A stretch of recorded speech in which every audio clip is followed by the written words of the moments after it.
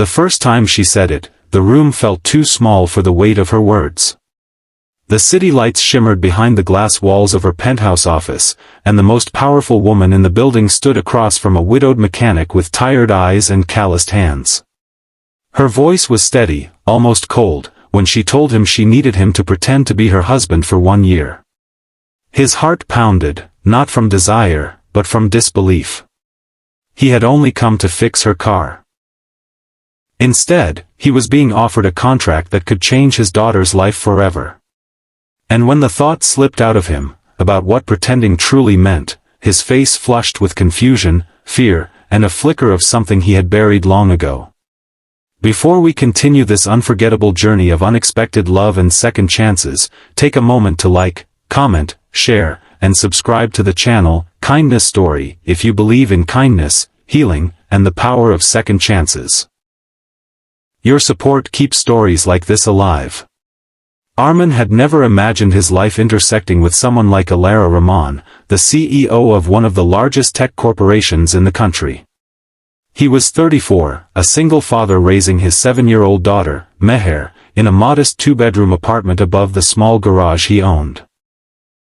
His wife had passed away 3 years earlier after a sudden illness, leaving him with grief that settled deep into his bones and a little girl who still whispered goodnight to her mother's photograph. Every day for Arman was survival. Work, school lunches, unpaid bills, bedtime stories, and silent tears he only allowed himself when Meher was asleep. Alara, on the other hand, lived in a world of marble floors and boardroom battles. At 32, she had inherited the company from her father but had earned her authority through relentless work and sharp intelligence. Yet power came with expectations. Her late father's will had included a clause, to retain controlling shares and prevent hostile. When her luxury car broke down outside Arman's garage during a sudden rainstorm, it felt like coincidence. When she stepped out, dressed in a tailored charcoal suit, her dark hair sleek against her shoulders, and watched him gently reassure Meher, who was helping organize tools, it felt like fate nudging her towards something unexpected. She saw something rare in him, patience, honesty, and a kind of dignity that money could never buy. The proposal she made days later was clinical and practical. A 1-year contractual marriage. He would be compensated enough to clear his debts, expand his garage, and secure Meher's future education. They would live together publicly, attend events as a couple, maintain appearances. After 1 year, they would divorce amicably, and he would walk away financially secure. For Arman, the offer felt like standing at the edge of a cliff. He needed the money.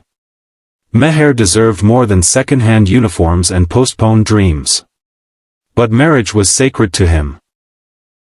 Even the idea of pretending stirred guilt in his heart. And beneath that guilt was something more unsettling, the awareness that living under the same roof with a woman like Alara might awaken feelings he had locked away since his wife's death. The first weeks of their arrangement were awkward. Arman and Meher moved into a section of Alara's vast home. The marble corridors echoed with unfamiliar footsteps. Meher, with her bright eyes and messy ponytail, filled the sterile space with laughter and scattered crayons. Alara watched from a distance at first, unsure how to interact with a child who saw her not as a CEO, but as a stranger occupying her father's life. Publicly, they played their roles well. Photographers captured them attending charity galas, standing close enough to look convincing. Investors relaxed. The board's suspicions eased. Yet behind closed doors, they lived like cautious roommates. Separate bedrooms. Separate routines. Polite conversations that never crossed into personal.